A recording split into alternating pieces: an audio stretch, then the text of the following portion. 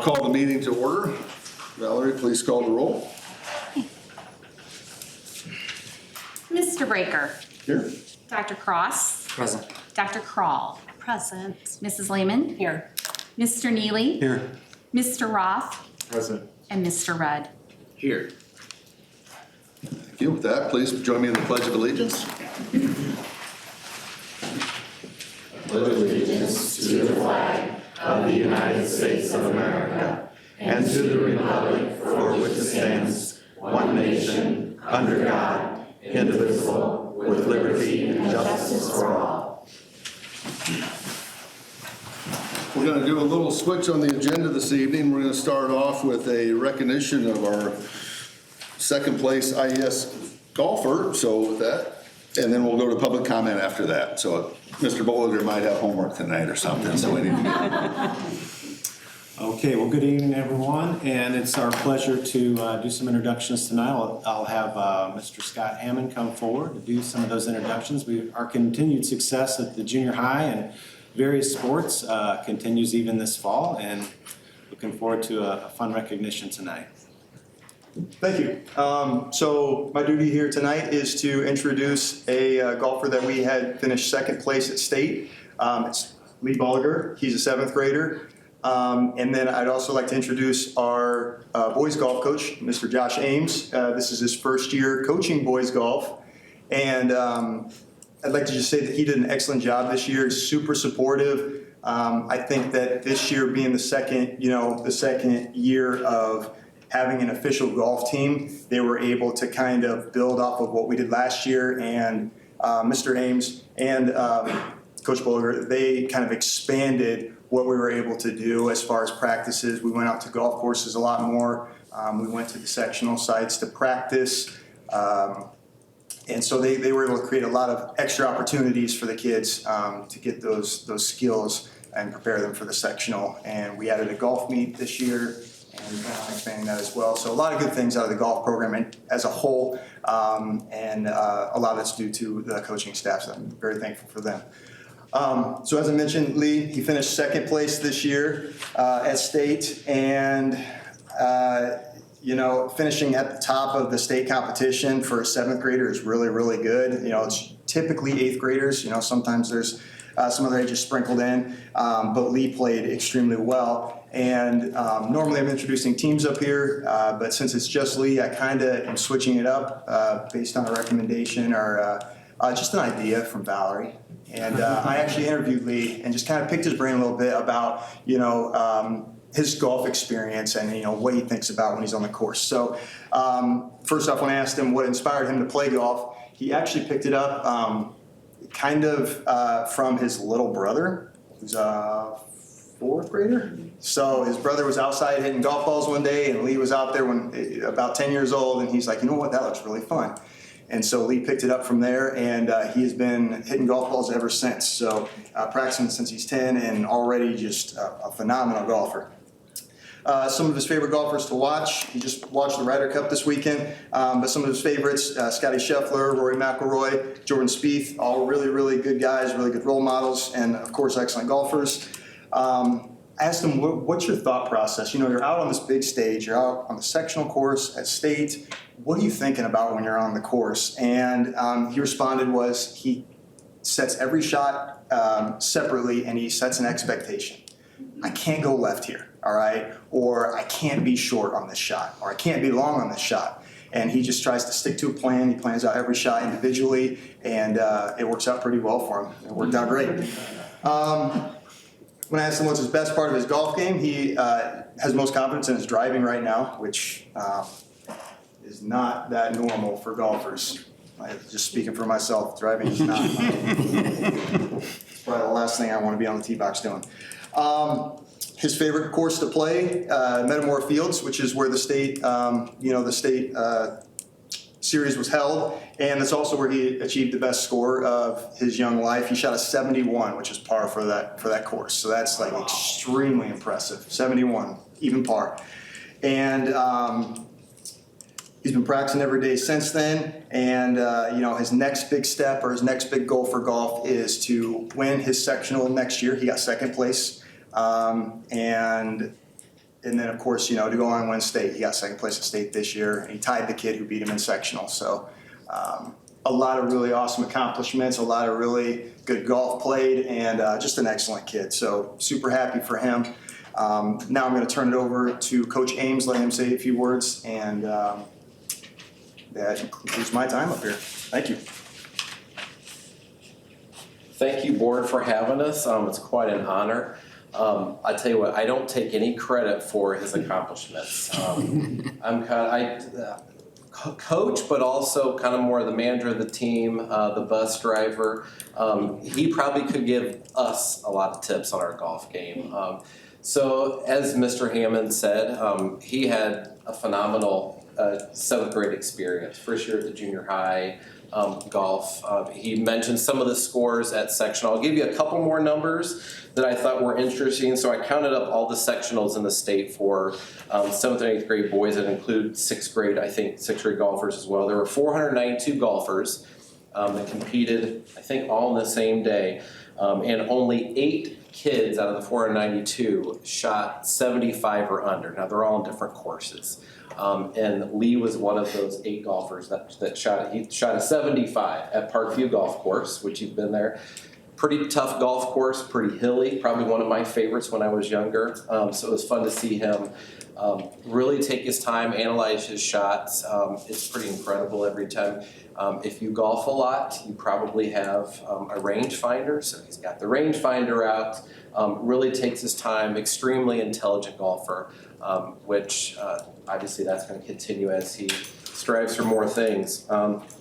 And then get to state, like Mr. Hammond said, he shot an even par 71, which was an incredible round for him. I mean, you can coach, but there was not much for me to really say. I mean, I was like, all right, what are you thinking here? And I was like, that sounds great, man. Just do your thing. So I was there for more in the encouragement than the coaching part.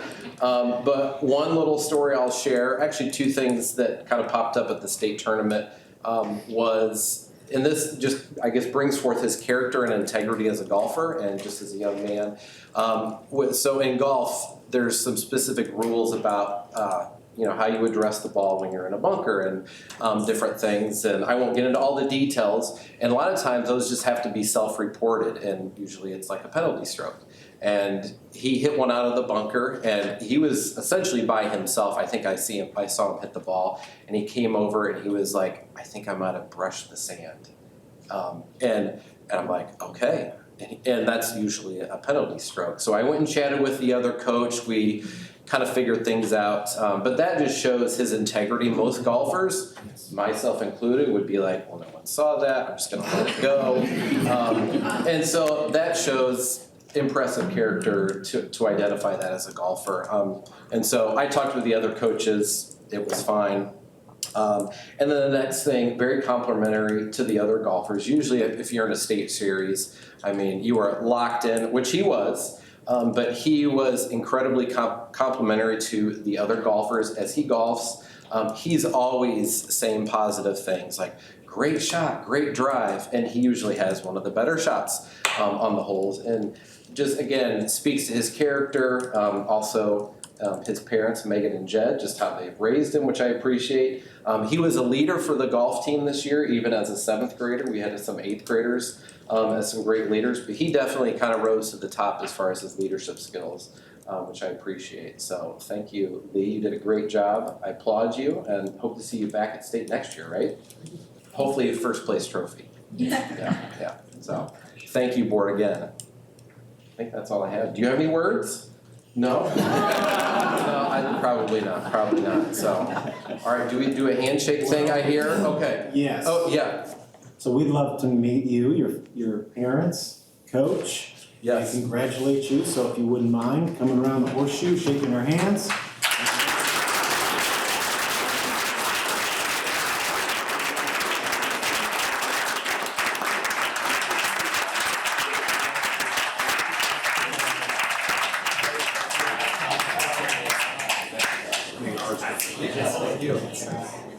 Played in the Reds or Whites?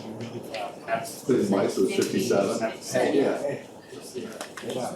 No, you did great. You spent too much time in the bunker with the 7.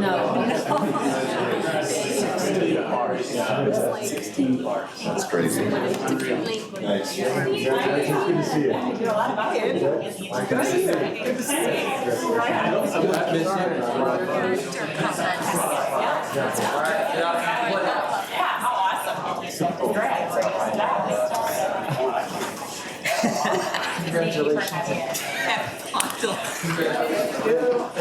And then this first time around. Hopefully next year we'll do this again. I bet you can do that. You can do that with a putter. I shot a 39 last night. I was last night, so 39 and I was up to 78 multiple lifetimes. Be careful. Keep practice, Jerry. Appreciate your patience. Now is time for audience presentation. This is the only time set aside for audience presentation.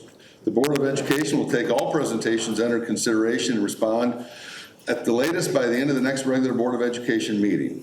Please limit your comments to 5 minutes. Participants are expected to conduct themselves with civility and respect and follow the guidelines outlined in the Board Policy 830. So I think, Joe, Dr. Sanders, you have, and we are going to limit it to 5 minutes tonight. So We have Dan Countryman, who is speaking first, and will be followed by Scott Gillis.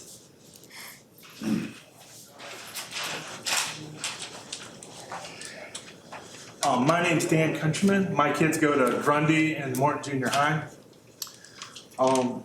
One thing I can definitely see is that many people in this room have been hurt. I'd be surprised if everyone in this room hasn't been hurt. I'd also be surprised if everyone in this room hasn't hurt someone else. Hurt people can hurt other people, or they can use their experience to love other people, even people that disagree with them. It seems like there's been a lot of talk about individuals, but not policy. People are being attacked, but policy is not being introduced. Do we want individual people in our community to be targeted?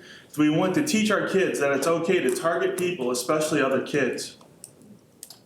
There's a rumor that individual board members are going to be protested and verbally attacked while they're at work. Do we want to live in a place where people are scared to go to work? Is it okay to threaten other people? Do we call every organization that agrees with us a hate group and every person that doesn't agree with us evil? If other people don't have the right to their opinions, then eventually we won't either. Satan's the real enemy, not people. No one in this room is the enemy. This room is filled with people who care about kids.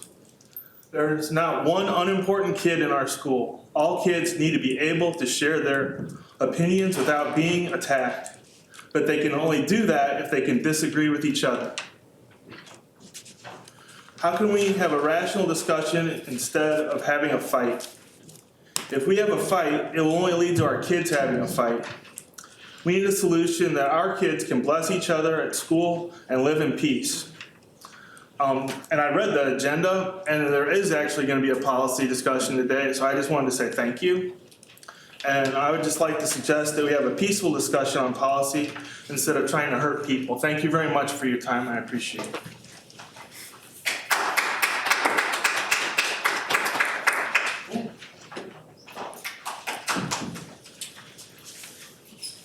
Okay, we have Scott, and Scott will be followed by Heather McMeekin. Hello, I'm Scott Gillis, Morton High School class of 1995. I've lived in Morton all my life. I have a son who graduated last year from the high school and a daughter currently in the high school. After observing the school board meetings over the past month, I felt compelled to come up here and provide my thoughts and maybe even a little advice. To the Board of Education, first and foremost, I want to say thank you. Thank you for all that you do in this position. To the members of the community, I want to remind you that these people are volunteers. They have their own personal lives and the freedom to choose their friends and do the things that they enjoy. They are members of our community elected by the community to serve in this position. They receive no payment for the service as a board member. They get very little credit for the work they do through complex and sometimes stressful issues that come with a large organization. Board, thank you again for serving this community and persevering through difficult times to the best of your abilities. The Morton School District is a very large organization. According to the district website, last year with 7 schools, there were over 3,000 students and more than 200 teachers and staff. Recognizing that no one is perfect, no single group of 7 people should be held accountable for each and every action of every one of the people at the schools. They are not responsible for every person's email, and they are not responsible for every word said on the playground or in the lunchroom. We as a community should respect that the board shares a common mission to be a provider and an advocate for the education of all children. They do so within their abilities, as I believe that they should. Services are being offered to all members of the district to support their needs. Multiple communication lines are available for the community members, students, and staff. Policies and procedures are set in place to help with organizational management. Decisions or changes require planning, consideration, and time to implement. I will continue to support the board and the district staff as they continue to manage an excellent and highly rated school district. Finally, as I mentioned earlier, the Board of Education is made up of members of our community who are elected by the community. If you disagree with one or more of the members on the board, I have some advice. You should engage in constructive dialogue on a personal level to help influence change. You shouldn't make threats or cause a scene to get your way, and you shouldn't make unreasonable demands. You need to follow the standard rules and processes in place. If you believe that a board member should be replaced, then consider this. The board members have term limits. New elections are held every 2 years. Create your own campaign to be elected to the board. Let the community decide who should serve through the election process. You could also choose a different city and school district or make a different school choice. Thank you again for the opportunity to speak tonight, and thank you for your service to the school district. My wife and I will continue to pray for everyone involved. I think that's what they told Dr. Martin Luther King too. Heather McMeekin is next, followed by Kathy McNeil.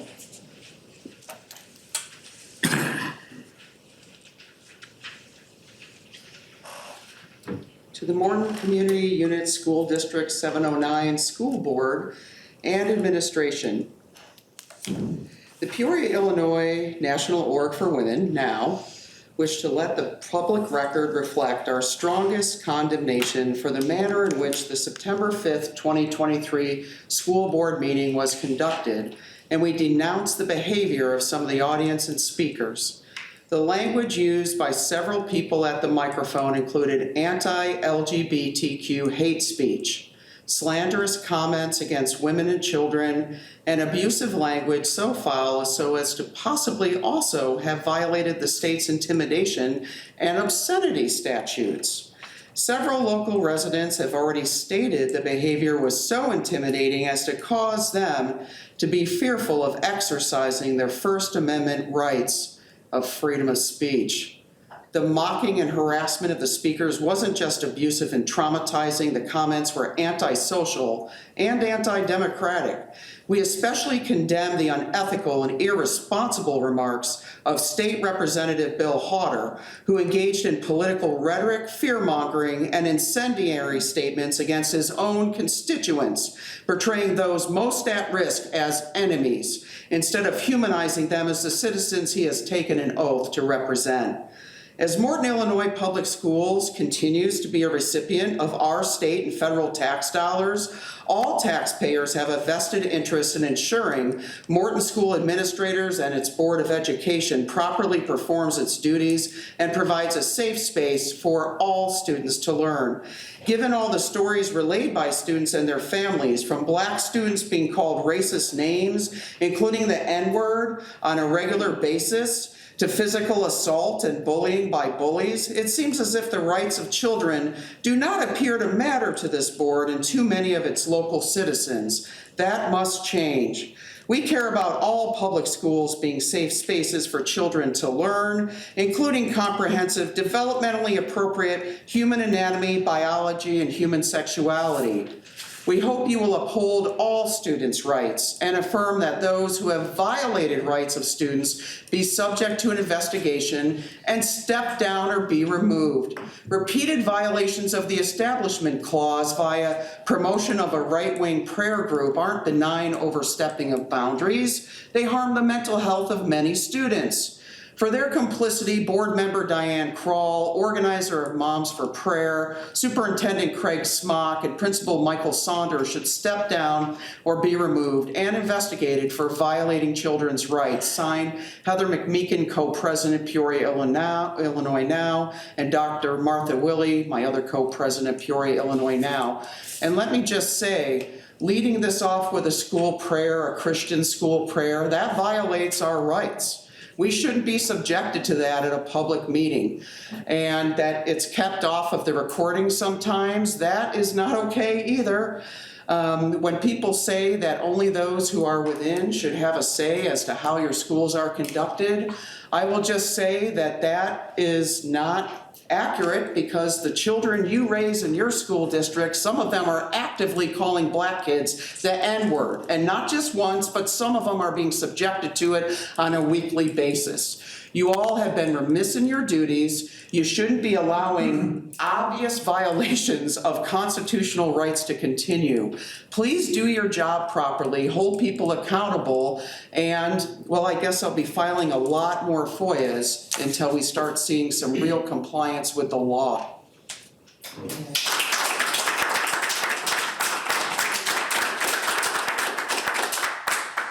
All right, Kathy is up next, or up, and Gretchen Hohulen. Okay. Then Ashley Fisher will be next. Good evening, my name's Kathy McNeil. I consider myself a patriot of this United States of America. I love my country, I love people, I love human beings, all human beings. I mean, isn't that what we're supposed to do, love one another?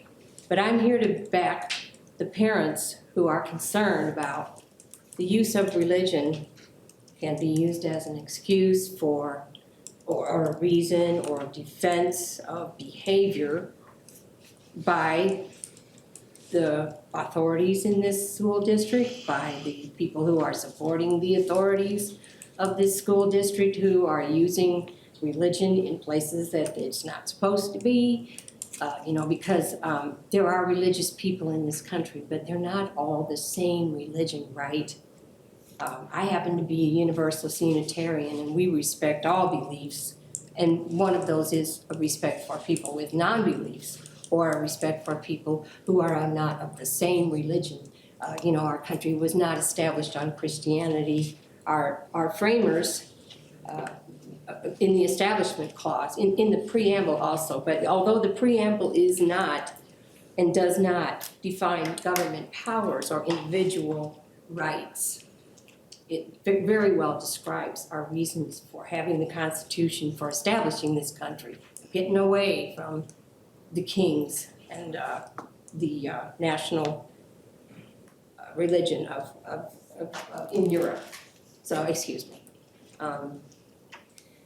It just so happens that I was very offended by the fact that we had a prayer before the meeting, because I have a lot of people that I love who would be very offended by that, and so I'm offended. School boards cannot schedule prayer as a part of their meetings, or invite local clergy to give out invocations, or engage in religious ritual at any time during school-sponsored board meetings. That is from the website Freedom from Religion. That does not mean freedom for religion. It does not mean we don't want religion. It's an equality statement. While the U.S. Supreme Court has allowed prayers to be held as part of state legislative and local council meetings, those decisions do not grant blanket approval for prayer by school boards.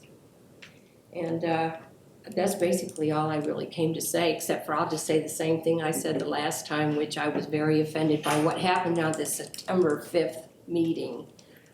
I was appalled. I shared the the video of that meeting to some of my friends who would back me, who are also in activist groups, and I'm in those activist groups because I'm a fellow resident of this country, and I care about other people. I care about all human beings. I mean, sure, no, we're not all good, but aren't we supposed to love one another? Isn't that how we get to what we want? Not with hate, but with love. I know you hear a lot about this hate going around. Well, yeah, but it's not right, and you know it's not right. And we're not here to hate. And that's just me. That's all I got to say right now.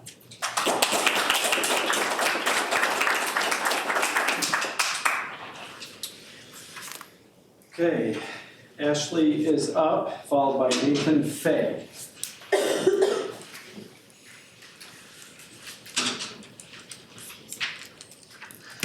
Hello all. So once again, Dr. Ashley Fisher. I am a pediatrician locally and a resident of Morton for the past 10 years. I do have a speech, but first I want to address something that was said about how no one deserves to be unsafe or feel unsafe or be harassed. Why do you think we're here? Why do you think all of us are here? There are children, and I want to remind you, they are children. They are 8, they are 10, they are 14. They are children. And they have to go into school every day where it is unsafe and where they feel unsafe and where they are being harassed. That is why we're here. We agree. None of these kids should have to feel unsafe or have to be harassed. So please, stand up for them. So, I did spend a lot of time last time talking about a lot of things that I know we're going to disagree on. So this time, I wanted to take a little bit of time to talk about the things that we agree on. And I know that's a little surprising to think that we may agree on some things, but I promise you we do. So I recognize there's a lot of people in this community who are not going to agree with me when it comes to minority group civil rights. But we do agree on 2 things, I'm pretty sure, and that's reputation and money. So the reputation of this town. So I know I cannot be the only one that looked at that when I was buying a house in Morton. It has a reputation for excellent school districts, for a safe, close-knit community, and being a fantastic place to raise a family. I am willing to bet you care as much as I do. However, Morton has now been in the statewide news 4 times over the last couple of years for incidents of bigotry and harassment towards marginalized groups. I know many of you saw the comments under the Principal Saunders and articles that were saying, really? Morton again? So if we continue down this path of discrimination, I promise you, it is not going to be long before we are on the national stage and Morton's reputation of racism and bigotry is going to be cemented in the national psyche. Already, families are moving away from Morton or choosing not to move here because of that reputation. That's not the future I want for our town, and I'm assuming it's not the future you want either. So let's talk about the next thing I'm pretty sure we agree on, which is money. I'm fairly certain almost every citizen of Morton knew about the low property taxes when they moved here, as the city officials have continued to work hard to maintain these low taxes. Since my speech at the last board meeting, I've had a huge outpouring of support, which I'm very grateful for. But with that outpouring of support came new harrowing stories of harassment in the Morton School District. Students that have had to leave to be homeschooled. Students that transferred, or families that transferred their kids to private schools, and some who actually moved away from Morton to escape that harassment. These cases are well documented, and many of them have physical evidence to prove it. So how does that relate to taxes? A lawsuit. There are now enough families with enough evidence to very easily win a civil rights lawsuit against the Morton School District should they decide to collaborate and mobilize. Yet despite that liability, members of this board, including Superintendent Smock, have continued to provide even more publicly available evidence of civil rights violations over the last couple of weeks. While you may not morally agree with protecting the rights of Black and LGBTQ students, it's still the law, so you're still bound to follow it. And when you don't, you're opening up the entire district to liability. A successful lawsuit would cost the district millions that is going to come out of the taxpayers' pockets. I don't want to pay for that lawsuit. I assume none of you do either. So I'm hopeful we can then agree to take steps to prevent that by ensuring these civil rights violations don't continue. This train is only going to keep moving forward, so you guys can either figure out a way to get on board or you're just going to get left behind. There's too much at stake now for people to forget or to back down. So we're going to continue to show up at these meetings and we're going to continue to shine a light on the actions and decisions of this school district. But anyone who knows me knows I'm not one to just come here and complain and not come prepared with solutions. So I did a little bit of your job for you and I went ahead and wrote an amendment for the policies. The one I'm going to be presenting today is an amendment to policy 2230, public participation at school board meetings and petitions to the board. Harassment of any kind by speakers or audience members will not be tolerated. Harassment for these purposes shall refer to any unwelcome verbal or physical conduct which offends, denigrates, or belittles any individual because of their actual or perceived race, religion, color, national origin, gender, sexual orientation, or disability. Such conduct includes, but is not limited to, unsolicited derogatory remarks, jokes, demeaning comments or behaviors, slurs, heckling, mimicking, name-calling, profanity, and innuendo gestures, threatening, bullying, or any ad hominem attacks. First lifetime violation of this policy will result in a verbal warning by the school board president. Second will result in immediate removal of the perpetrator from the school board meeting, as well as suspension from in-person appearances at all future board meetings. Suspended individuals will still be allowed to submit their comments via writing to be read aloud at the school board meetings. I've made copies of this proposed amendment for the board members, and I'm hopeful this will ensure that anyone on any subject can participate in advocacy without fear of harassment and safely. Thank you for your time.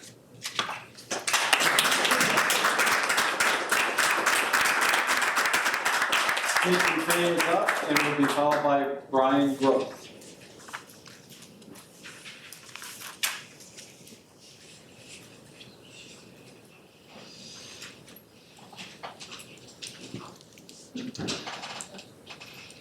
Good evening. I'm here tonight to encourage the board.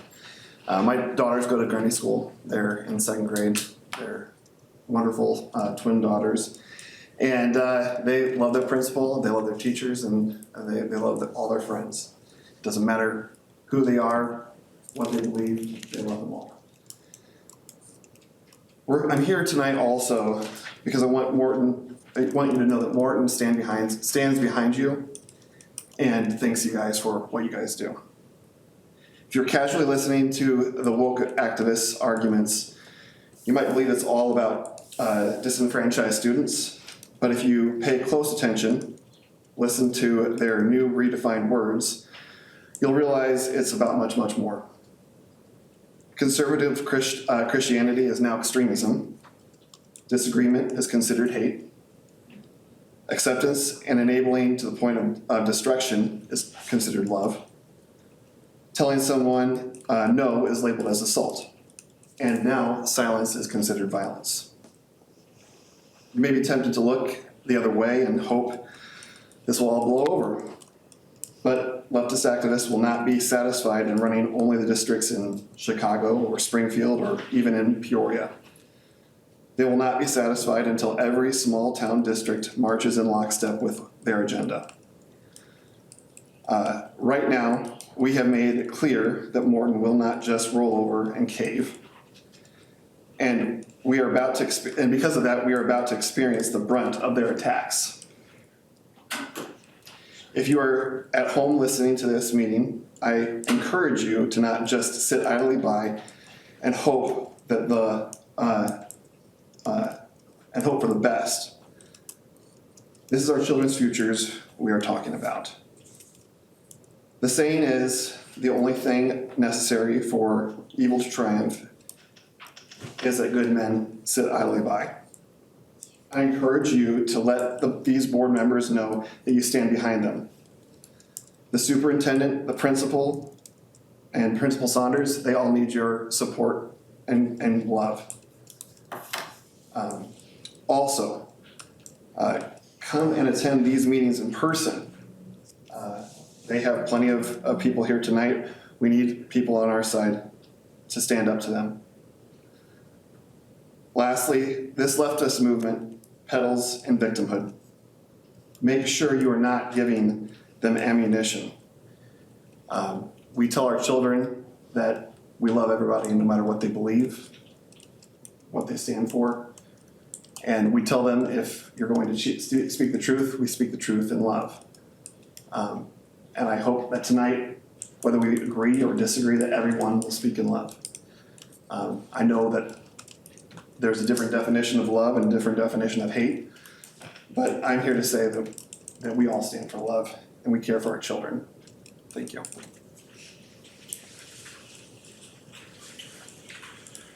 Okay, we have Brian Groth, and will be followed by Tammy Woodmansey. Just to My name is Brian Groth. I'm a parent in the district and a resident of the community for 20 years. Conservative Christians are fine. They just don't play a part in public schools. We can't allow that. We can't allow any religion in public schools. That's what the Establishment Clause is all about. It's blatantly violated within this school district, as we saw at the beginning of the meeting. Anyway, it's been quite a month. Representative Howard addressed the board a month ago and said, you know, they're coming for you, and demonized a number of his constituents. If by they he means us, because we demand the school district take swift action against a teacher who will say vile things about students of the LGBTQ community rather than wait for nearly a full school year. If by they he means us, because we demand that the school not promote and partner with an anti-LGBTQ prayer circle with a leader who's also a board member.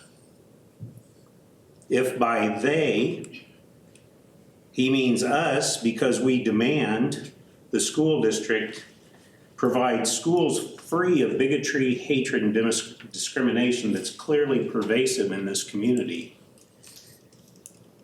If by they he means us, because we demand the school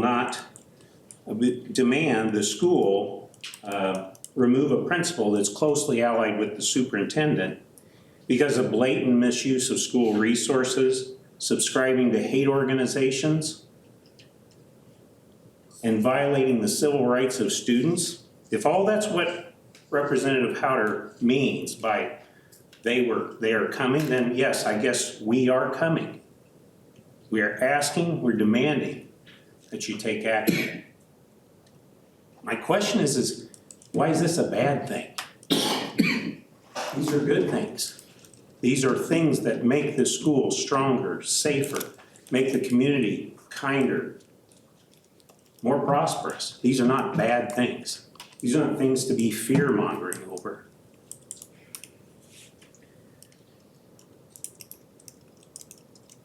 It's been a couple months since the FOIA results were made available. This was after repeated attempts by the requester and the Attorney General office to deal with the staggering amount of material that was in the inbox for Mr. Saunders. After they brought that to a manageable subset, we find people that say, well, it must be spam, and it wasn't. We hear people saying he was set up, he wasn't. We hear people say, well, they're not really hate organizations, they are. And then finally saying, well, in spite of all of that, he couldn't possibly be influenced because he's such a good man. I can attest to the fact that he is influenced by these materials and acts in a manner consistent with those materials, and in doing so he violates board policies that already exist, Title IX policies that already exist, and student civil rights. I renew my call for the removal of Principal Michael Saunders, Superintendent Craig Smock, and Board Member Diane Kroll. Thank you.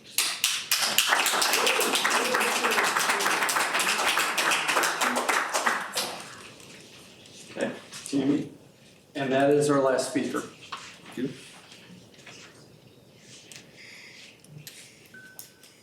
Well, again, I wasn't going to speak, but then members of our community stood and said something about woke activism. I have a son that went to Morton schools, that served in the U.S. Army. He's an active police officer. I consider myself a patriot as well as Kathy. We live in the United States of America. There is an arrogance amongst your Christianity, which does not represent who Jesus Christ was. He was not hateful.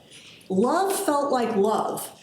And when the majority of Christians are telling us that you're serving with love, it is crap. If it doesn't feel like love, it isn't love. The teacher that Brian Groth spoke of, She wasn't fired. She was left to abuse students from the fall to the end of the year where she did not return. Abusers don't stop abusing. This is the same teacher that said to one of my children about the other that their sibling was gay because they were unwanted in the womb. That is disgusting and it is ignorant beyond words. How educated people can be so ignorant. This is about the Constitution. You can think what you want to think, you are going to get sued. And I've said it and I've said it, and I think they've got what they need. If there is not change, you personally, every one of you personally is liable to lawsuit. All of your assets, it's not just that the tax dollars go up, you have losses that you could lose because you are not following the law. It is a protected class of people. For the man that said that we should move, didn't they tell that to Dr. Martin Luther King too? And weren't there also loving, godly people that just wanted the blacks kept separate?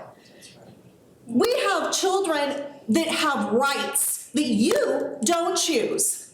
The Constitution, it's been chosen by the people of the United States. And for you all to think that you have a separate set of laws is disgusting. As a Christian, as I listened to our prayer leading this, you don't get it. You need to be sued. You need to be held accountable because you allow it, you allow it, you allow it. You spit in the face of our democracy. People have a choice. We do not choose what you choose. In terms of Christianity, you look nothing like Jesus, a loving man. You would turn, your job here as a Christian is to lead people to Christ. I'm sickened to even be in the same room with some of you. Your calling doesn't matter. Keep it out of schools. Keep it out of government. It is the law. And I call for resignation of the anti-LGBTQ Dr. Krall. I call for the resignation of Saunders' best friend Smock. They are anti-LGBTQ people that believe it's a choice or we are in disagreement. It's not. They're born that way. I don't know what experience you have with it. Some of you are going to have kids and grandkids that are gay. You can't pray it away. They are. They are beautiful, amazing people. That's right. And you are the idiots that speak in an absolute ignorant and unloving way.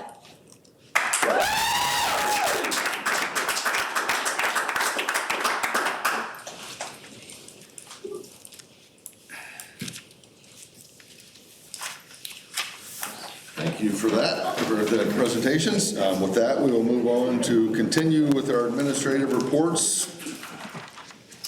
All right, first up we have our auditor's report for the year. So I would welcome Ryan Mattis to the podium.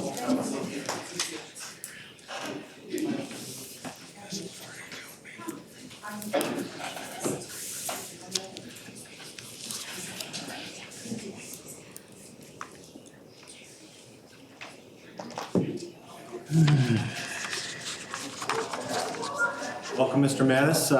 Mr. Mattis is a CPA and director at Clifton Larson Allen, and he was principal director conducting our audit this year. So I'm going to turn things over to Mr. Mattis. Okay. Thank you very much, everyone. Like previously mentioned, my name is Brian Mattis. I'm the director of Clifton Larson Allen. I'm here to present the results of the district's fiscal year 2023 audit. On the screen here, you can see the 4 different deliverables that we issued as a part of our audit.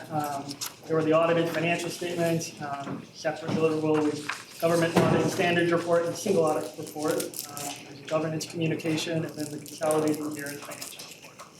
I'll be going into a little bit more detail on those top 3 a little later in the presentation. This slide just touches on our audit process when we're doing our audit field work. It's mostly risk-based approach, which that just means the amount of time we spend understanding and testing certain areas of the financial statement. It's just based on how risky of an area we deem it to be. while we're going through our risk assessment procedures. As you can imagine, we spend more time on the more risky areas and we spend less time on the less risky areas. This slide is a little bit more of the meat and potatoes of the presentation. It pretty much lays out the audit results and the different audit opinions that were issued as a part of the audit. First, at the top of the screen, you can see the audited financial statements. Our independent auditors report over the audited financial statements, or AFR, pretty much lays out opinions on two different bases of accounting. The first basis of accounting that we give an opinion on is generally accepted accounting principles.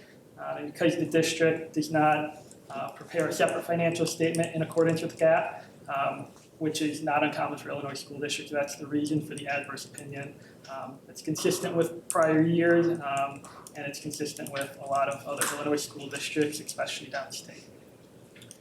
In regards to the cash basis is the regulatory basis of accounting, we issued a clean, unmodified opinion across all opinion units that are included in the financial statements. The two reports at the bottom of the screen here, those kind of go together. They're included in one deliverable. That would be the government auditing standard report. And the single audit report, there's not really much to cover here. We had unmodified clean opinions for both of them. Didn't come across any findings in FY23, which is always refreshing to see. In regards to the single audit report, the federal major program that we tested as part of our audit was the IDEA federal funding. And then the last deliverable I want to touch on would be the governance communication. This is essentially a letter that gets issued at the end of the audit. It's addressed to the board. It's pretty much an opportunity for us to communicate any significant happenings during the audit process. In regards to FY23, there really wasn't anything new compared to previous years, with the exception of GASB 96 implementation. GASB 96 was a new accounting standard that the district was required to implement in FY23. It surrounds the topic of subscription-based information technology arrangements and how those arrangements are recorded in the financial statements. Specific to the district, there really was no significant impact resulting from implementation of that standard. There was nothing new that had to be recorded in the financial statements. That's all I had prepared today. I would just like to thank Lisa and Adam and everyone in the district for getting us what we needed to complete our audit. Everyone's always patient, accommodating, and helpful. So thank you very much for that. Okay. If anyone has any questions? Questions from Mr. Mattis? Straightforward. Okay. Thank you so much for conducting the audit and being with us tonight. I really appreciate the work that we do with you. Thank you. All right, continuing on with my report, just a few things to mention. Tomorrow's going to be a big day at Morton High School. We'll have several guests coming to the school for Future Fair at MHS, and I was going to have Ms. Ripka come forward and just say a few words about what's going to be happening tomorrow at Morton High School, who's involved, how often are we going to do this? I'm just going to try it once. Dr. Smock told me to speak off the cuff, but you know when that happens, I do math in my head. It never works out for me, right, Mr. Brinker? So, yes, tomorrow's Future Fair. Last time we did this was in 2020. School looked a lot different in 2020, so we have reimagined it and brought it back. It was a collaboration between our counselors, our admin, our CTE department, that's Career Technical Education, and the Morton EDC. So they were all working together to put on this day tomorrow. We are foreseeing a 2-year rotation, so we'll do it in 2023 and then we'll bring it back again in 2025. Probably bigger and better than ever. I don't know how you can get much bigger than what we have tomorrow though, because it's pretty great. So we'll have 4 components, 4 rotations for each one of the classes. So freshmen will be together, sophomores, juniors, seniors, about 30 minutes each. So they'll start with their Potter Hour, seniors will start in Bertha Frank, and then they'll end with their Potter Hour with like an exit slip. So something to evaluate the programming so we have some feedback from kids. The 4 main components are a college fair. We have 19 colleges coming to the high school tomorrow during the school day, which is phenomenal. We have a career day where we'll have 40 careers, career fair, 40 careers represented at the high school. Anything from skilled trades, fire department, local small businesses, lawyers, healthcare, banking, military, it'll be anything a kid is interested in, we're gonna have somebody there for them. We're gonna have an expert panel talk about their career journey and employability skills as well too, and everybody's gonna get a taste of that. And then what I'm personally excited about are the breakout sessions. So we use what's called a flexible scheduler. It's embedded into PowerSchool, so kids have choice about which one of these breakout sessions they go to. And I wrote down some of the topics. Dr. Smock and Lindsay Franklin are heading off the careers in education that are not teaching. So think about related services, IT, school nurses, all that kind of stuff. They're gonna be talking about that. College athletics, special schedule opportunities at the high school. So by the time kids get to senior year, we're talking co-op, we're talking Strong Start, we're talking RAP, our registered apprenticeship. And we even have a breakout session for STEP and DRS transition support. So students who are qualified that through our special education department, we'll have a breakout session for them as well too. SEL for life after high school or during high school. So strength spotting, social factors that make it difficult to feel valued, healthy defense mechanisms, self-awareness and self-management. And then we'll also have a college application workshop as well too. So those are some of the breakout sessions. There's 20 total sessions. They're capped all at 20 people each, so they're not huge sessions. The kids will get some individualized work as well too. And I'm really excited for the breakout sessions. So like I said, we'll have the kids go back to Potter Hour. They'll do an exit slip, give us some feedback so that we can make this even better in 2 years. So that's Future Fair tomorrow. Any questions? So who was all involved in putting that together? I know. Counselors, admin, our CTE department. So that was Karen Gardner, Corbin Williams, Eric Myers, Chad McFarland. And then the Morton EDC. So Leanne Brown was here, Lisa Cook came over. I know she's left the EDC by now, but they came over too and helped us drum up the local businesses that were gonna help out with that as well too. So, yeah. Well, thank you to everyone that was involved in setting that up. That's a very big undertaking. That's why we do it every other year. Every other right? year, yes. So students experience it twice, once as underclassmen, once as upperclassmen. And I'm looking forward to participating tomorrow, so thank you for the invitation. I'll be in your breakout session. All right. Okay, next up, I just want to share a little bit about a celebration that we're going to have in a couple weeks. Jefferson School turns 95. Kate's going to say, Mr. Wyman's going to say a little bit about what's going to happen on the 95th anniversary of Jefferson School. Yeah, we are super excited to have a 95th celebration. We have a lot to be thankful for. And so the community is invited, once a patriot, always a patriot, on Tuesday, October 17th, so 2 weeks from today. We are going to open at 3 o'clock with some opening remarks. Both Dr. Smock and I will be speaking. And then we will join in our school song together. Our building will be open for tours. Our students are busy preparing some artwork and some writing for display. We're also going to crack open the safe and pull out some artifacts, including yearbooks, that people can reminisce about their time at Jefferson. We are also compiling a video, so that will be available to view as a walk down memory lane, and also our current students' perspective of what they think is special about Jefferson. We also have some live music that will be there that afternoon. We're hoping the weather will cooperate so we can be outside for the musical portion, and then families and community members can walk in and take a tour of what the building currently looks like, and definitely check out the new newly remodeled section of the building that looks pretty amazing for 95 years. We'll have some delicious refreshments, and our student ambassadors will also be assisting that afternoon to welcome guests and to take our guests on tours. So we're super excited, and we hope that you can stop by for just a few minutes to celebrate 95 years. We're still rocking. That's our theme. So. All right, thank you, Mrs. Wyman. And the board has a meeting that evening with the teachers at 5:30, so we'll get to see some of the displays and things that were set up for that. Absolutely. So if you're not able to join us during the 3 to 4:30 event that afternoon, we will look forward to sharing those with you that evening, starting at 5:30 for our dinner. Thank you. Thank you. Thank you for all the work that is going into that. Appreciate that. Okay, the rest of my report deals mostly with committees. We'll need to set a finance committee meeting within the next 2 weeks before our next board meeting so that we can discuss the levy. So it'll be Dr. Cross and Mr. Breaker. So we'll get that on the calendar. pretty soon, so that we can have that meeting, go through that presentation with you before we deliver that information to the Board of Education. Facilities Committee will want to meet probably before the month is out regarding our summer projects.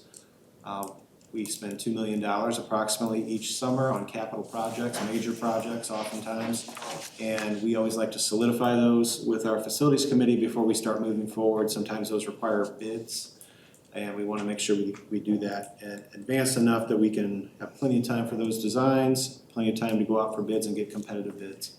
So that's going to be something that we'll do here pretty soon. One thing I would say is we did get some information and in our presentation, facilities presentation that we did a couple weeks ago that we're going to kind of revisit today, we discussed the capital projects and not changing the budget on those, at least in the near term, but playing that by ear. But I would say I just got information, maybe I think it was yesterday, that the Morton Junior High School STEM lab project might need to be delayed by a year so we can do the asbestos abatement in the coming summer prior to the renovation. So you always want to abate asbestos before you renovate, and with the schedule that the asbestos abaters are on, it looks like it would be late July, late in the summer, maybe even July before they would get to that. That would not allow us enough time to do that renovation before school started. So that might be something that we're going to tweak a little bit with our schedule on the STEM lab project. So it's things like that that we'll discuss in the Facilities Committee and then bring that to the whole board. Policy Committee, I don't think we have the next press updates yet, but we're just anxiously awaiting that process. We'll let you know when they come. And then Extracurricular Mission Committee, any updates on that? So Mr. Jones and Mr. Hammond and I met this morning, and so we started the process of taking both of the handbooks and putting them together in a consistent template. And so that is the next step. Once we get that work done, we'll reassemble the committee. We'll look at the products that have been put together, and then continue our conversations and work on what needs to be done and linked in those handbooks. To give you an idea of some of the things that we're looking at pulling out of these books, actually we're modifying these. So the high school handbook has a whole page, 2 pages of contacts, the coaches by sport. It takes a lot of work to maintain that. And so what we're going to do is, the plan is to link those in the handbook. Like in the handbook, here are all the contact links for the high school coaches and the ways to get in touch with them. One of the handbooks referenced about 2 or 3 pages of athletic code information that is contained within our student handbook.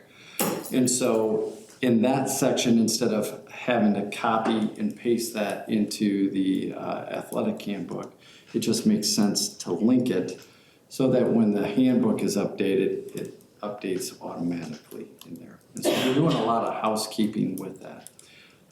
Some of the other things of substance that was brought up at the committee, once we get everyone back together, then we'll look at some of those things, standardizing evaluations, expectations for coaches preseason, in-season, postseason, and communication with parents and students. And those are the things that we need to make sure are in the handbooks. And so we've got some work ahead of us. We've started the process on that.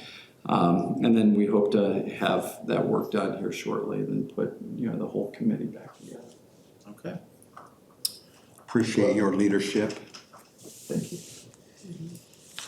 Any questions about committees? Okay. The last thing I have is just that tomorrow evening, I think a few board members and myself and Dr. Sander are going to the Central Illinois Valley ISB dinner in Pekin, and if we want to arrange transportation together, we can do that after the meeting tonight. So that should be a good roundtable discussion. I think the topic is new school board member roundtable or bargaining in times of inflation and labor. So looking forward to that topic, and it'll be a timely topic for us. So that's tomorrow night for a few of us, and we can arrange transportation together if you'd like. And that is all I have for tonight. Thank you. Any questions for Dr. Smock? President's report is short and sweet as always. And the one thing we do need to address is, and I think we're gonna do the IASB resolutions, kind of touch on them a little bit. Are you, Jerry, you're still willing to be the representative or? Sure. Not to put you on the spot, but. No, honestly, what I read, I think it's gonna go really good. Yeah, so we'll talk about them later, so if that, we will do that, be great. And then I think as Valerie's, everybody needs to be getting with you pretty quick to finalize days and if they're in or out and Yes, everybody that for told me the that. Chicago. And the itinerary, I've started that, so I'll get that to you fairly soon. And then just a comment for Dr. Kroll, just to note, just to say, Diane, that we support you, as the board supports you and perceives you to be an effective and fair-minded public servant who cares very deeply about all children that we serve. And you're as kind and caring person as could be, and any notion to the contrary is false. So we consider you a very valuable member of the board, and we don't let you know we have our complete support. So I don't know if anybody wants to. I 100% agree with that statement. Thank you for your service. With that, we'll move on to agenda building. Does anybody have for any items for agenda building?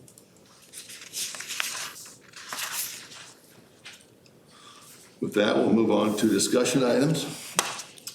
So under discussion items, we have three kind of categories of policies that in the board statement, there was indication that we should review. And those are personal, employee use of email for personal use, bullying and harassment, and non-school use of buildings and then dissemination of materials. So we threw a lot of different policies at you, and I don't expect that right now you're prepared to fully discuss them. But what I thought we'd do is a preliminary discussion of, are these all the policies that you'd like to consider? And give you time to digest them, look through them, and maybe you already have some comments about what you'd like to see or direction that you'd like to go regarding some of these. So I don't see this as the end of the discussion, just the beginning of the discussion, because there are a lot of policies associated with these topics.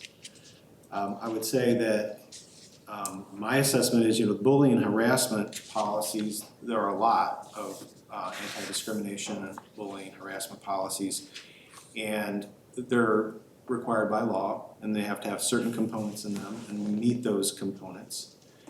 And I would suggest that, and I think I've even said it, or we said it in a board statement, that one of our concerns is that we're monitoring our hallways, that our staff is involved in monitoring for harassment, bullying, that it's not just in our classrooms, but hallways, lunchrooms, and that we're sensitive to it, that we're monitoring it, that we're not walking by it.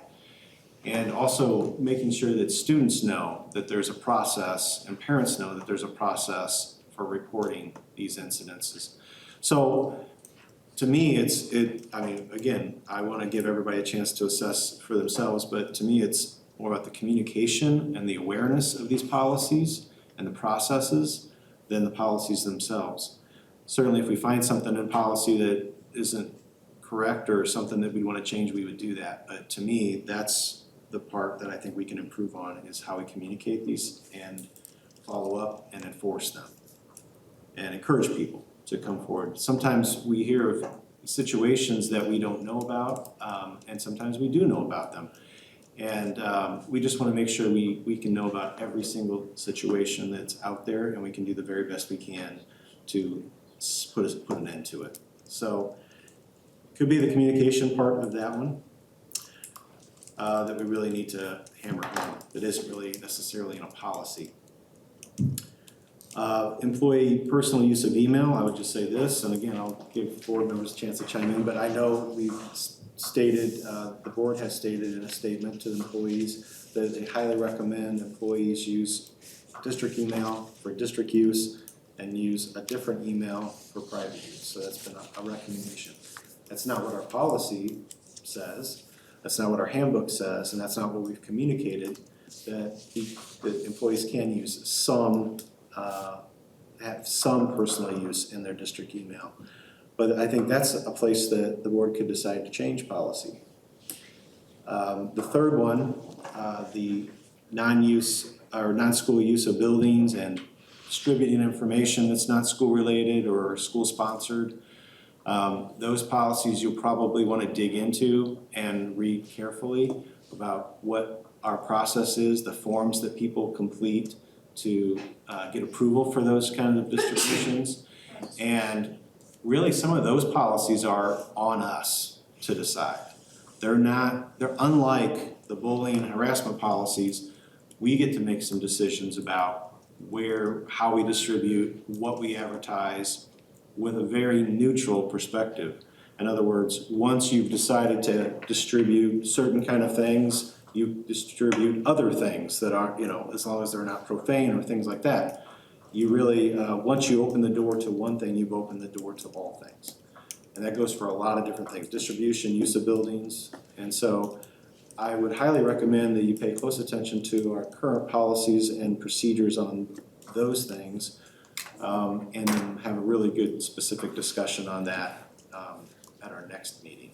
But I'm gonna stop talking now, because that's a lot of me talking, and let you chime in on your ideas, thoughts, and where we should go with this. I kind of pushed to have this on the agenda just to give us an opportunity if anybody would like to discuss any of it. I think we had a statement that was read and written that addressed all three of the items. And so I don't know if anybody has it. And I think just going down through the list quick, the employee personal use email, just from a functional standpoint, that the email no longer belongs to you once you're no longer with the district, and it's all subject to review by people. It should encourage people to say, it's worth to have my own email and keep them separate, just from a safety standpoint, I think. And then the bullying and harassment, I know everyone on the board believes that no one should be bullied or harassed for any reason whatsoever, and that if it's happening in our schools, it needs to stop immediately. And I think some of that needs just to be to make sure that the enforcement and the oversight is happening according to the policies. And just the third one, the non-use of building, this non-school use of buildings and dissemination of materials, I think the admin team that approves or okays just needs to be mindful that they do need to be neutral, and it's not their preference, but it needs to be neutral. If it's good for one, it's good for the other. So I think a lot of this probably is, I don't know if the policies they seem to be, they're all compliant with the law and just need to be probably enforced a little better and monitored a little better, is probably be my comments, so. Go ahead. Dr. Craig, do you have any sense of magnitude of a problem relative to bullying that's taking place, or kids being called names? Like we heard tonight. Have you heard of these? This always happens. This has happened for years when you have teenagers, when you have 1,500 kids from age 12 to 18, controlling what they say, either within earshot of adults or outside of earshot, and then the back and forth, trying to figure out who said what, and it's been, I would say it's no worse than it's ever been, but it's never been good. And I don't think Morton is special in that regard. So that's a constant fight, is trying to get kids to treat each other respectfully, if they want to have a debate. That's one of our initiatives, is how can we teach kids to have debates and disagree and treat each other respectfully, listen attentively, to really understand the opposite view well, maybe so well that you understand the differences between your views, and then at the end of it, walk away and really care about one another, treat each other with kindness and respect. This was an initiative, 2 years ago. This was one of the initiatives that I presented to the Board of Education, and one that we're taking and running with it. We're seeing our teachers do this in the classroom. We had a report at the Brown School Board meeting last year of sixth grade teachers doing a whole thing on this exact topic. So how do we monitor this? How do we help kids through these disagreements and discussions and not bring in, hateful speech, dislike for one another and that whole thing.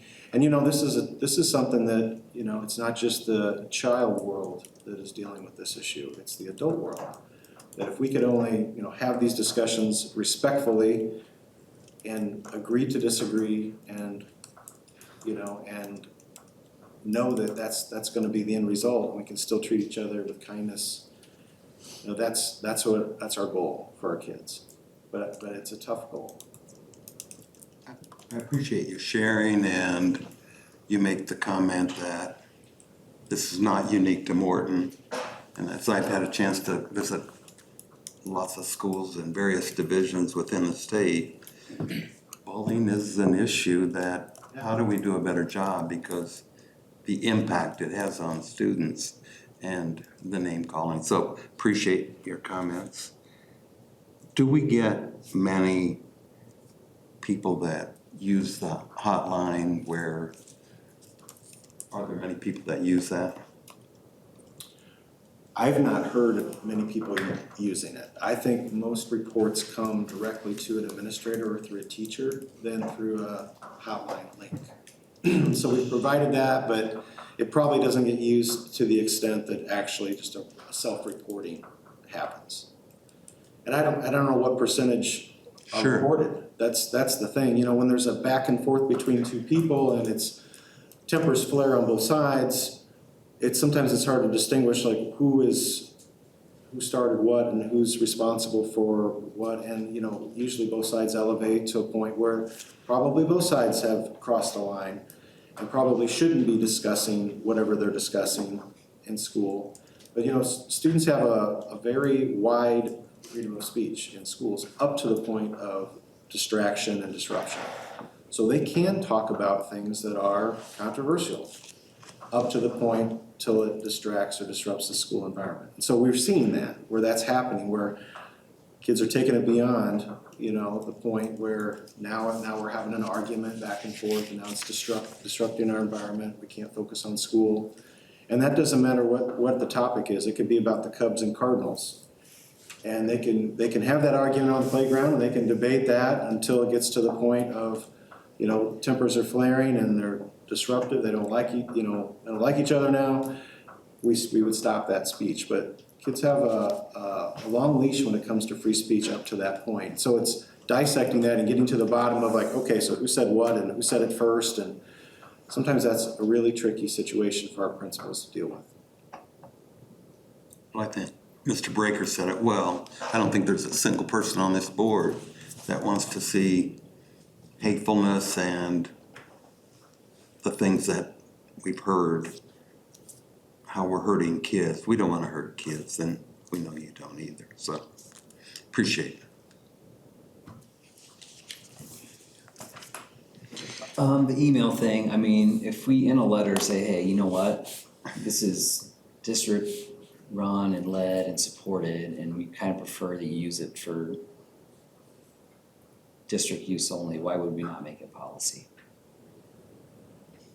I think we could.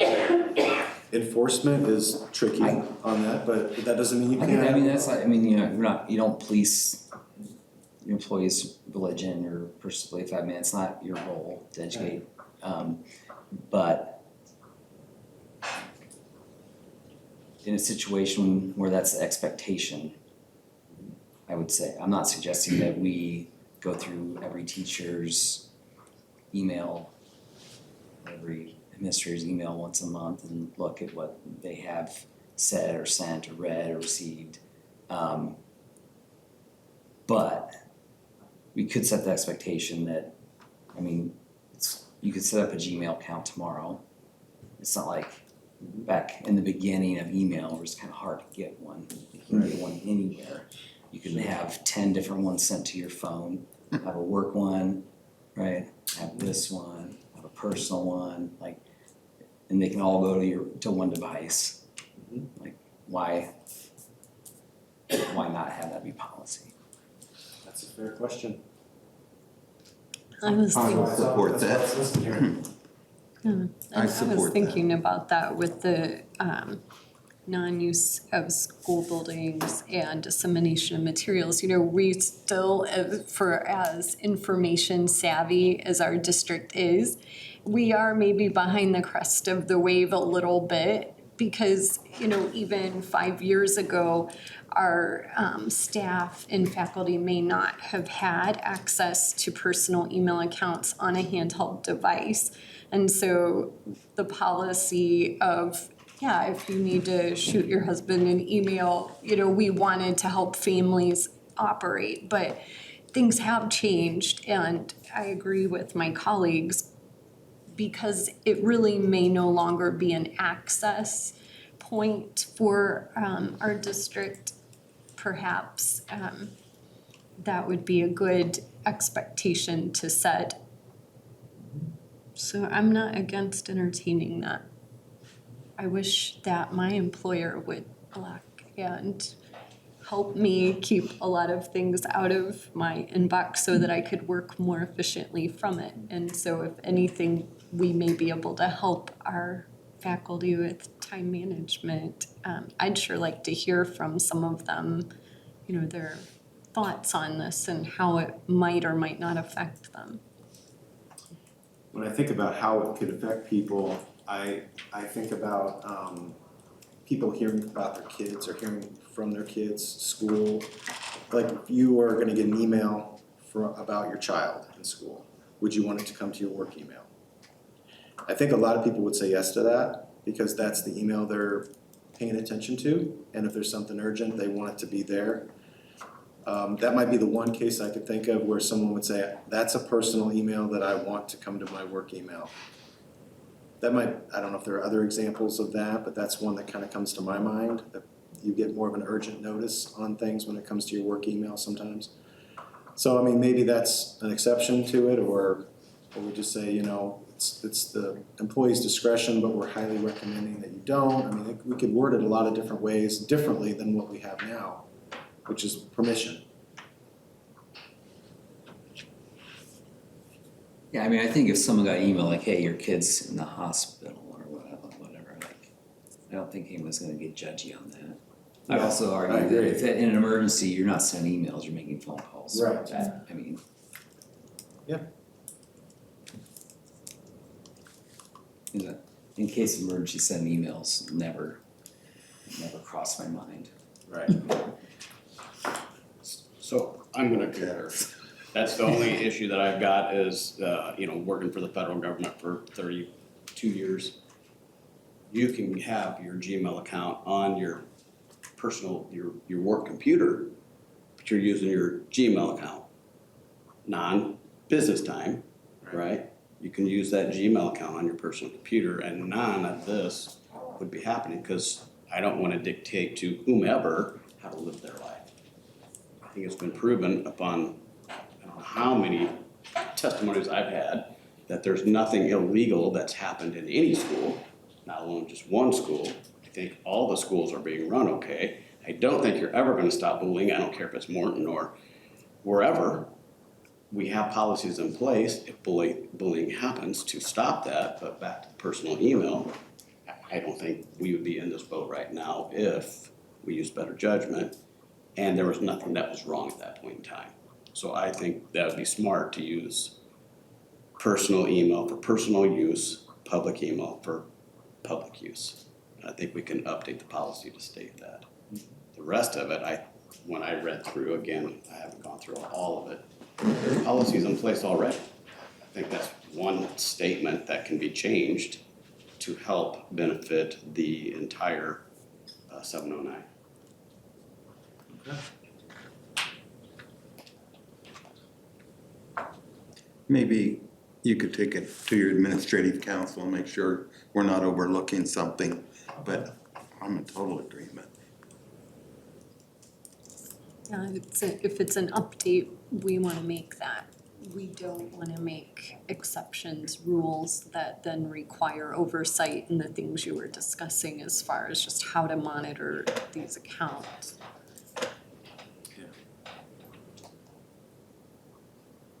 Okay, I'll bring that to the administrative team, see if there's something we're missing and. One more thing that you could add to the administrative team, which has nothing to do with personal email, but there's already filters in place. If there's quote unquote hate groups that people are signed up for, they can have filters that go to these, whatever they're calling a hate group. I mean, I'm not seeing that, but there's a difference between opinion and reality. We will want to give some direction on what to do when you're subscribed to something that you didn't subscribe to, which I know happens to us sometimes. So, you know, unsubscribing to something, our emails are public, so people can plug us into all kinds of different newsletters and things. So we'd have to be diligent about undoing that, unsubscribing when we see that. And I don't see how you're ever gonna fix that right now. I'm getting killed all the time with stuff that I'm not subscribed to, but yet, and I can even unsubscribe, and I still get the emails from them. So I don't know how you're gonna stop some of this. Yeah. But I think in one of the policies, it's transmitting emails, not receiving emails. If you're receiving them unintentionally, then there's not much you're gonna do to stop that, except for maybe filter it.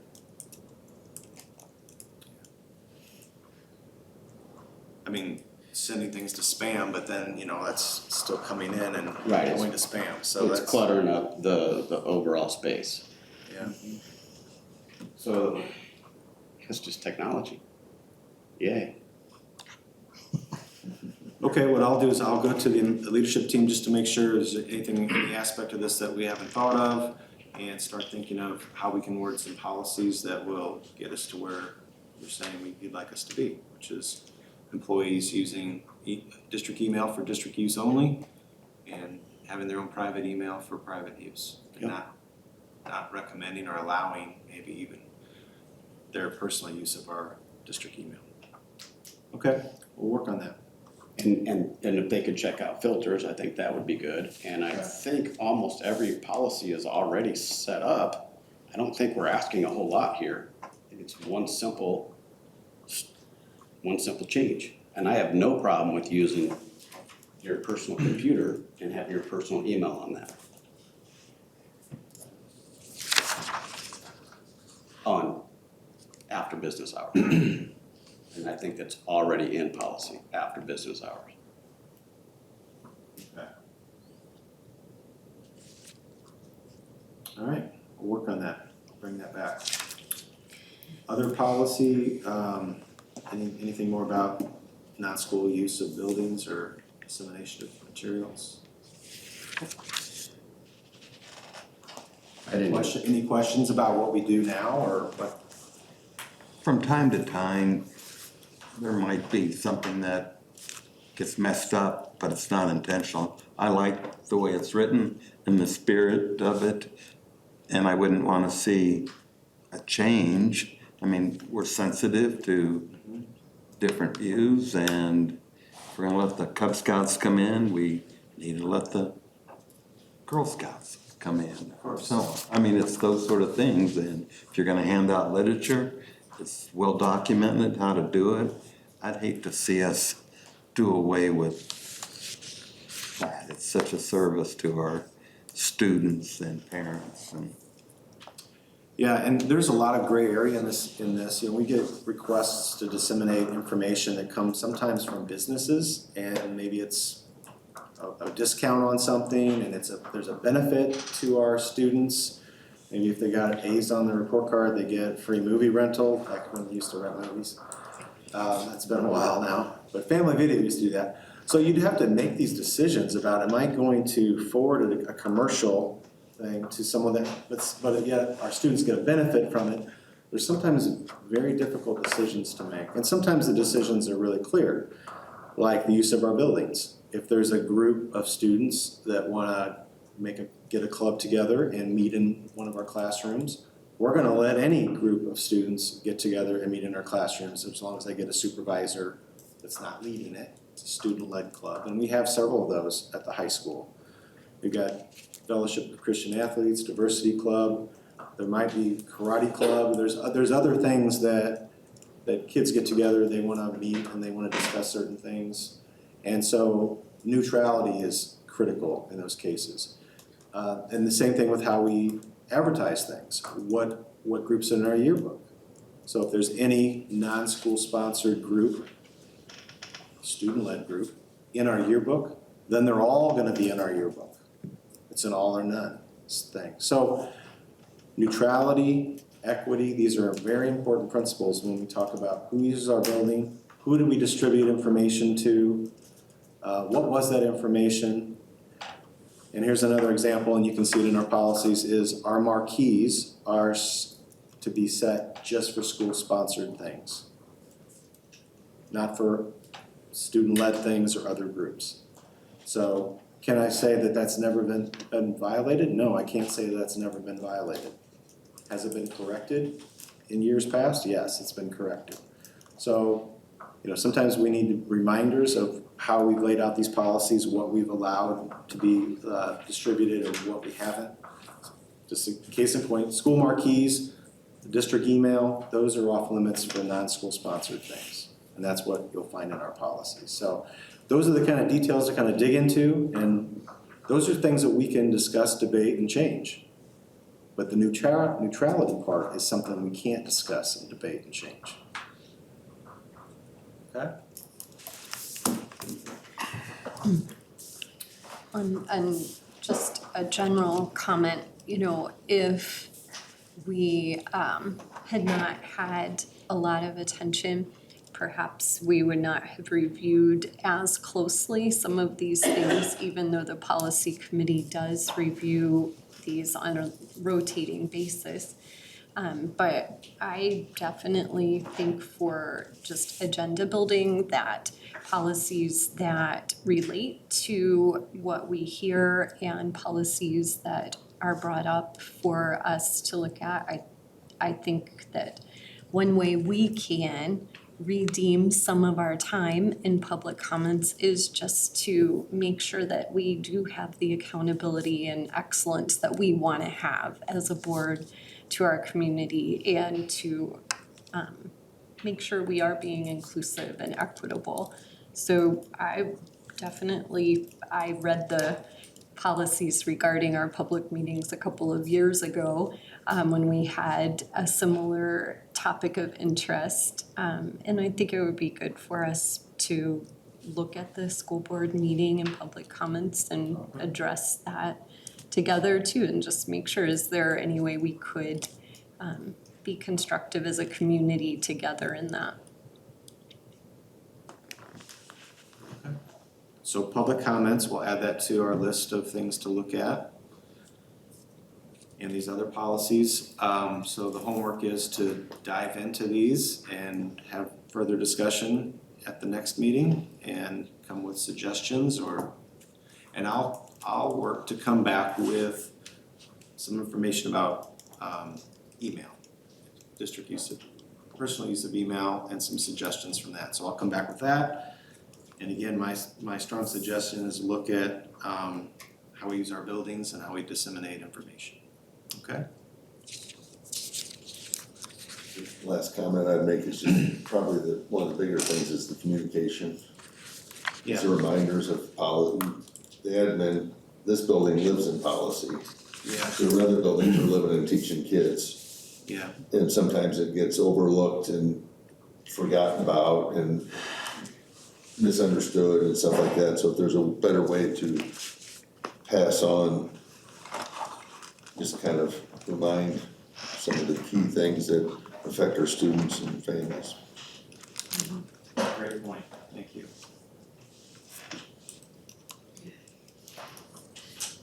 Okay.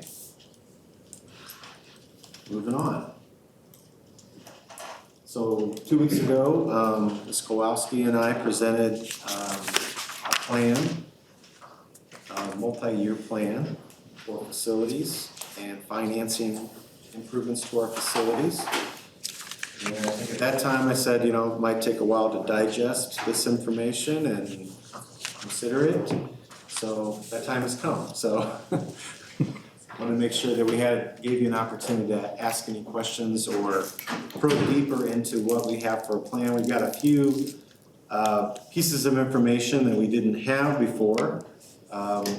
Potentially approving the sale of the property and having more of a specific figure in that regard. I talked a little bit already about the STEM lab and how at the junior high and how that would likely be delayed. So that will change a little bit in what we presented, but I will turn it over to Ms. Kowalski or any questions, things that you'd like to see again from the presentation or how about if I just let her review? I don't have a new presentation. I just am putting up the old one so that if you wanted me to flip to a certain page, if you wanted to cover a certain topic, I can switch to that and we can talk through that a little bit. Any questions? We discussed a little bit about the early ECE, early childhood education. Which school property? There was 2 school properties that you were mentioning, Lincoln and Grundy. Yes. That's not to say we wouldn't consider another property, but we are leaning toward those 2 properties as potential additions for Morton Academy and early childhood. And in fact, we did a site visit yesterday. The district office administrative team did and kind of walked the grounds and you can see a few different potential places that we could add on to Grundy or Lincoln School to accomplish what we're going to need to accomplish. So we haven't actually put that down on paper yet with measurements and setbacks and square footage and things like that, but that would be something that we would start to consider and get an architect involved and go down and look at different options and of course present those options to the board. But we're starting to kind of narrow the field down of where we could actually do additions, and those 2 schools look like the primary locations for an addition. And they both make sense, especially Lincoln being centrally located.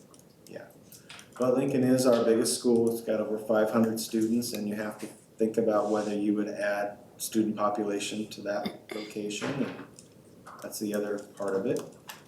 Grundy's pretty centrally located as well, and so you're looking at the area around the schools, how much acreage you have there, setbacks, and how it would fit into the current structure.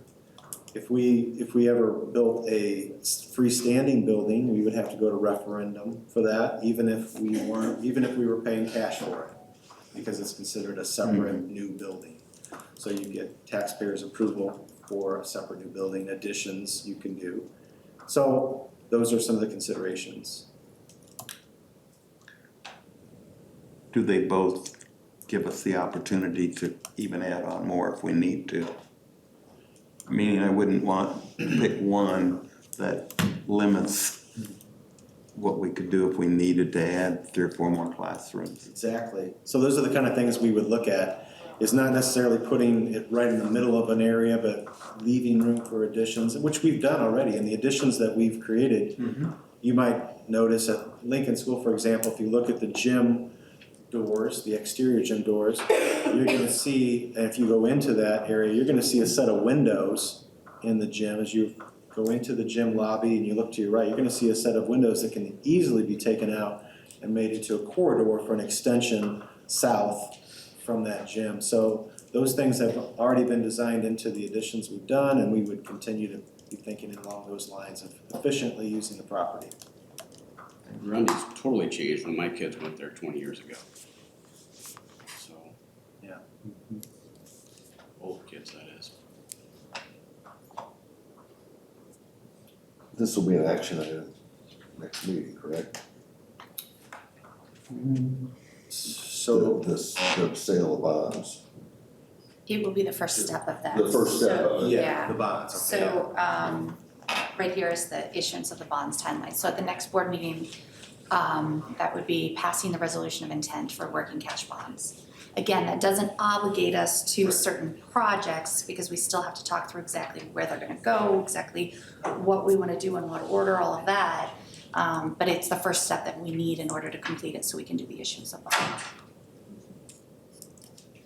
So the purpose, hopefully tonight, is everybody saying, are we comfortable with that, or is there questions, or is there concerns, and we've heard for months the needs. And so this is superintendent's recommendation to fix the needs and so I think we have. I appreciate laying it over and giving some time to digest it, so, but I'm there.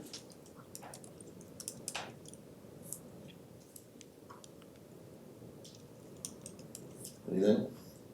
I'm good. I liked how we've been patient, now patience, and there's at least 9 options plus individual options inside those, so I think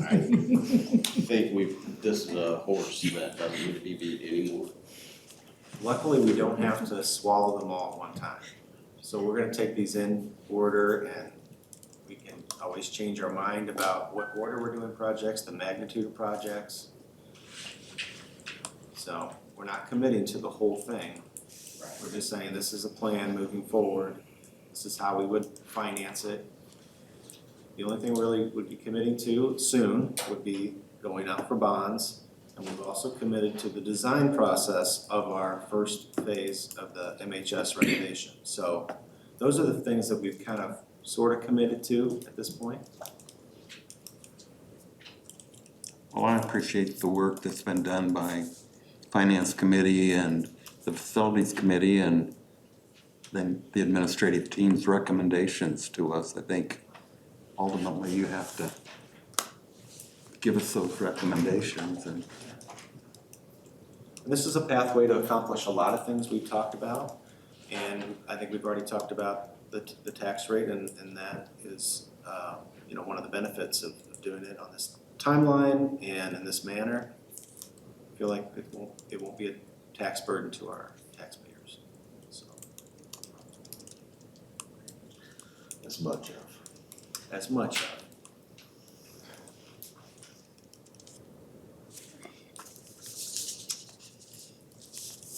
With that, no further comments, we'll move on to the next item. All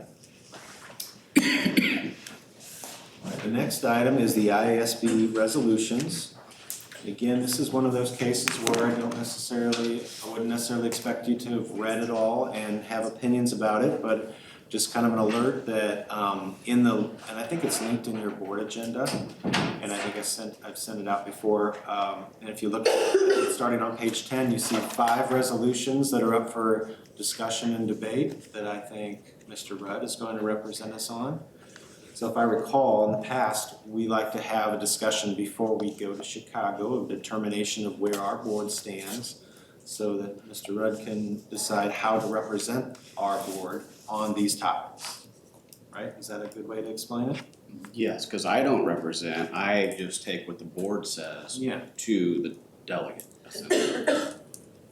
So we don't need to have an in-depth discussion yet, but we do need to have an in-depth discussion before we go to Chicago. So I would say next meeting or maybe the first November meeting, it's up to the board, where we discuss, there appear to be 5 that they're actually considering. And one of them has to do with prohibiting the construction of industrial facilities near schools. And you can see whether they're recommending the approval of those and why. It's a lengthy explanation. The second one is school resource officer funding. Should we ask for more funding from the state to pay for school resource officers in the state of Illinois?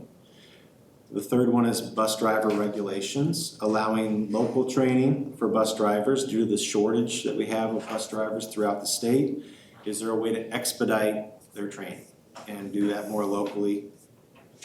And again, you can read the detail on that.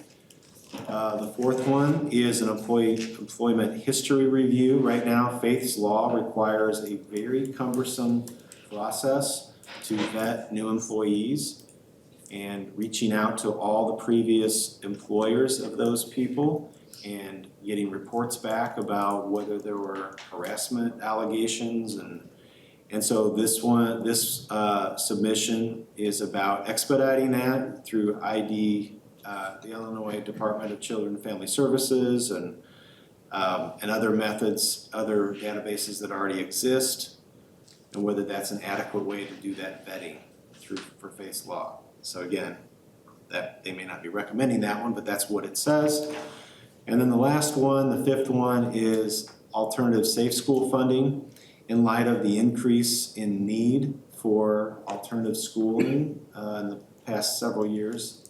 Just advocating for additional funding for regional alternative schools, especially for elementary school children.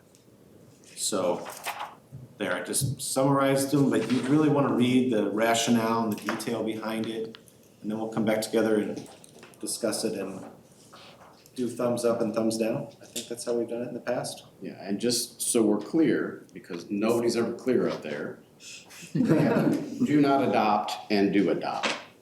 So if you're agreeing with a do not adopt, that's what you're agreeing to. You're not agreeing with the industrial construction, you're agreeing to do not adopt. That's exactly what is stated in the recommendation from the state. So if we agree, we're going to agree to either the do not adopt or the do adopt. Thanks for that. I forgot about that. Sometimes there's like double negatives built into some of those things. Horrible. Yeah, it can be confusing. Yeah. So that's a great point. So we're gonna leave with clarity up there. I would say we've always done the board meeting right before the. We have. Yeah, we've Before. usually You wanna done wait it. till then? I mean, that's just historically we've done. We've done it like the first November meeting before we go Trying up to be there. proactive. We may have done it the second November meeting. I don't know. It's possible. Sometimes. It's possible. Yeah. So let's do, you wanna do it in the first November meeting? No, let's do it the closest meeting to the, We do that so Jerry doesn't forget. that's exactly what we do. We can give them notes. All right. I got the notes. Okay, so. Valerie, bless Tom's got Valerie's a heart, comment. she prints it off. I participated in the meeting when we reviewed all of these and people made their case. And I think one of the things I would just highlight is at the beginning of the document where it talks about our core values and what we're committed to advocate for. That's pretty important too. We've kind of taken a harder line on making sure we don't face things to our legislators that are hard to advocate for all across the state. And we want to be sure that it has the right impact. And you'll notice that it's much fewer have made the list that we'll be considering. And we had and you used a good example, the construction one. We had a lot of debate on that. There was quite a pleading on why we needed to do it to protect the health of the students. And as it said, I'm gonna use that as an example, but we really believe that's a local control issue. And I think we pointed that out, but we tried to put our logic for each of those. Sorry to That's a go great in, but example. as You got way more experience than I've got. So we will bring that back to the second board meeting in November, put that on our agenda to discuss again and to do our thumbs up, thumbs down on that.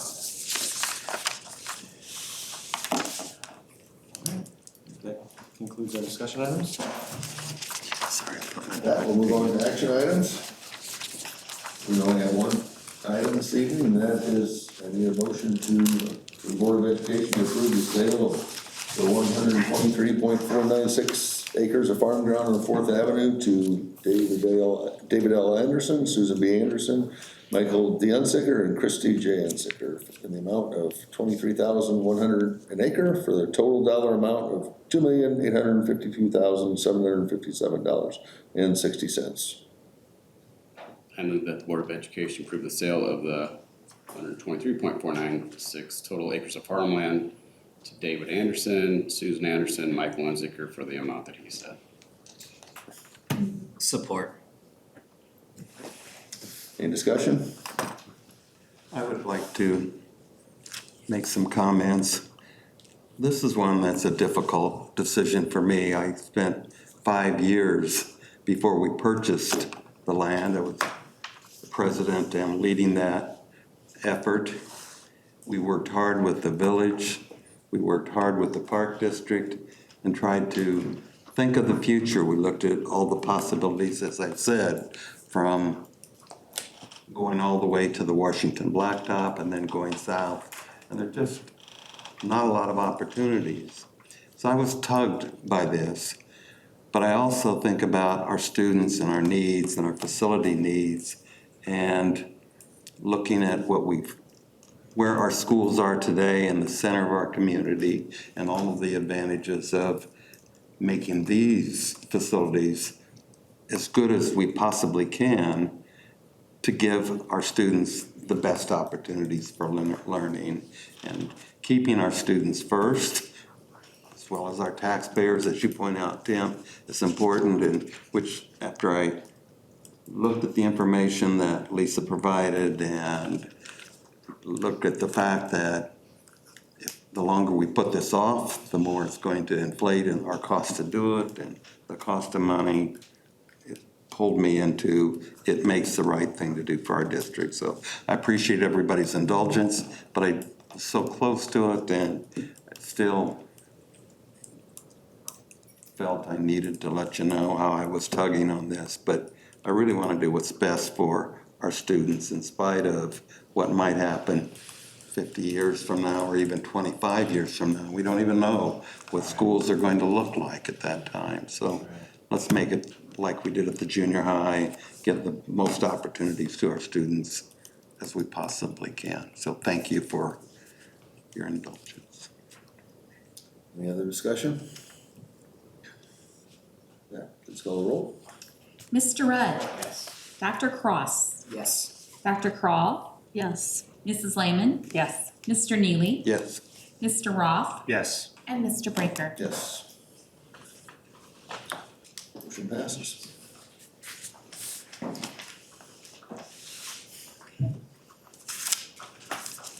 With that, I'll accept the motion to approve the consent agenda as presented. So moved.